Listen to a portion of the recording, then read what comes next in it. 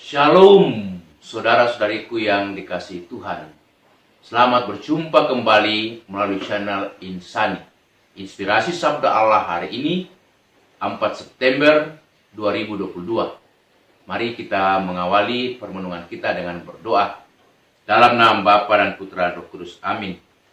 Allah Bapa yang Maha Baik, syukur pujian kami sampaikan kepadamu. Engkau memanggil kami untuk menjadi murid-murid Putramu Yesus, mengikuti Dia dan setia sampai akhir. Demi Kristus Tuhan dan pengantara kami. Amin. Sabda Allah dari Injil Lukas bab 14 ayat 25 sampai 33. Pada suatu kali banyak orang berduyun-duyun mengikuti Yesus dalam perjalanannya. Sambil berpaling, ia berkata kepada mereka, "Jikalau seorang datang kepadaku dan ia tidak membenci bapaknya, ibunya, istrinya, anak-anaknya, saudara-saudaranya laki-laki atau perempuan, bahkan nyawanya sendiri, ia tidak dapat menjadi muridku. Barang siapa tidak memikul salibnya dan mengikut aku, ia tidak dapat menjadi muridku. Sebab siapakah di antara kamu yang kalau mau mendirikan sebuah menara, tidak duduk dahulu membuat anggaran biayanya, kalau cukup uangnya untuk menyelesaikan pekerjaan itu, supaya jikalau ia sudah meletakkan dasarnya dan tidak dapat menyelesaikannya, jangan-jangan semua orang yang melihatnya mengejek dia, sambil berkata, orang itu mulai mendirikan, tetapi ia tidak sanggup menyelesaikannya. Atau raja manakah yang kalau mau pergi berperang melawan raja lain, tidak duduk dahulu untuk mempertimbangkan apakah dengan 10.000 orang ia sanggup menghadapi lawan yang mendatanginya dengan 20.000 orang. Jikalau tidak, ia akan mengirim utusan selama musuh itu masih jauh untuk menanyakan syarat-syarat perdamaian. Demikian pula lah tiap-tiap orang di antara kamu yang tidak melepaskan dirinya dari segala miliknya, ia tidak dapat menjadi muridku." Demikianlah Injil Tuhan. Saudara-saudariku yang dikasihi Tuhan, hari ini dalam minggu pertama di bulan September, gereja menjadikannya sebagai hari Minggu Kitab Suci Nasional, di mana gereja mengusung tema yang sangat bagus, Allah sumber harapan hidup baru. Gereja menghendaki putra-putrinya, kita semua semakin mencintai kitab suci dengan mendengarkan, membaca sabda Allah, mendengarkan dan menghidupinya dalam seluruh aktivitas kita. Karena itu, gereja mengangkat tema yang sangat baik, yang sangat indah, Allah sumber harapan hidup baru.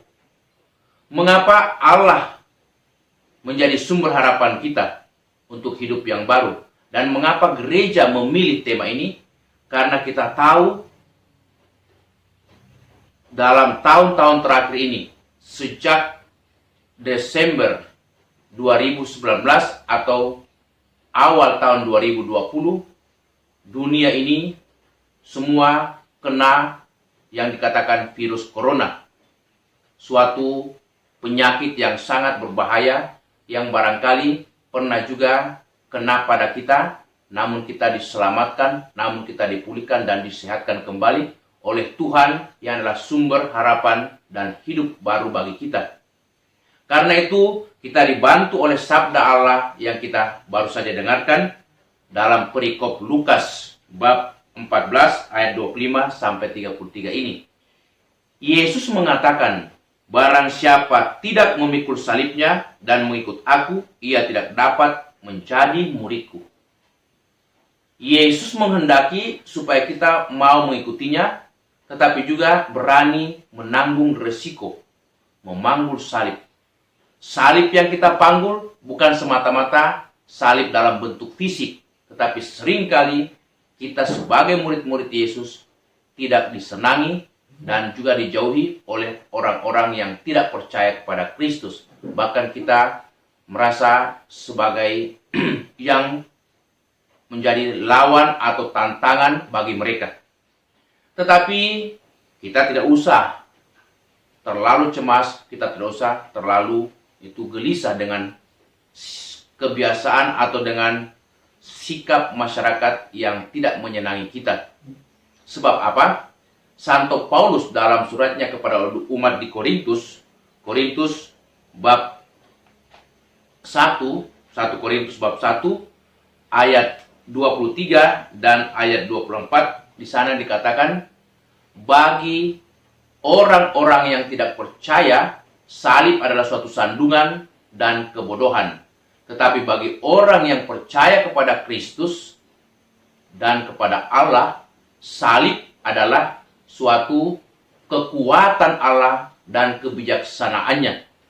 Maka bagi kita memikul salib, kendati banyak tantangan, bahkan derita sekalipun, tidak berarti bahwa Tuhan tidak mencintai kita, bahwa Tuhan tidak dekat dengan kita. Seringkali salib adalah sarana bagi kita untuk suatu pemuliaan, pemurnian.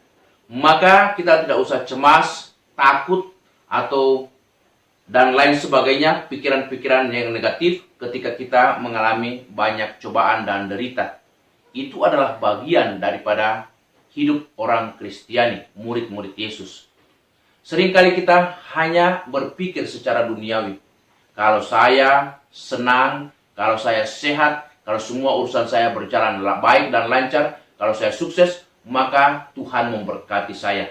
Betul, Tuhan memberkati kita.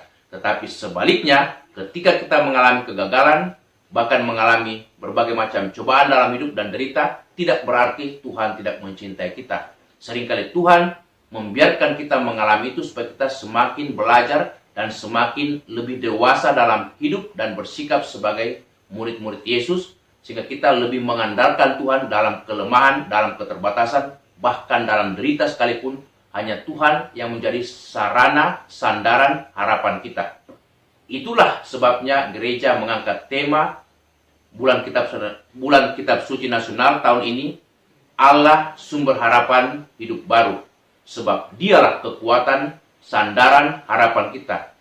Sang pemazmur mengatakan, jikalau setiap orang mengandalkan Tuhan dalam hidupnya, dengan kata lain, takut akan Tuhan, maka hidupnya terberkati. Pekerjaannya terberkati, seluruh keluarganya, istri dan anak-anaknya terberkati. Itu Mazmur 128. Mari saudara-saudariku, dalam bulan kitab suci nasional selama bulan September ini, kita semakin dekat pada kitab suci dan semakin dekat pada Allah dengan membaca kitab suci, merenungkannya, menghidupinya setiap hari, supaya kita boleh menjadi teladan berkat bagi sesama, di mana kita mengandalkan Tuhan sebagai harapan hidup baru bagi kita. Semoga Tuhan memberkati kita semua. Amin. Tuhan Yesus Kristus, kami bersyukur Engkaulah sandaran harapan hidup baru. Semoga kami semakin setia, memuji, mengikuti dan memuliakan Dikau. Terpujilah Engkau kini dan sepanjang masa. Amin. Tuhan bersamamu. Semoga saudaraku sekalian selalu dijaga, dilindungi, diberkati Allah yang Maha Kuasa, dalam nama Bapa, Putera, dan Roh Kudus. Amin.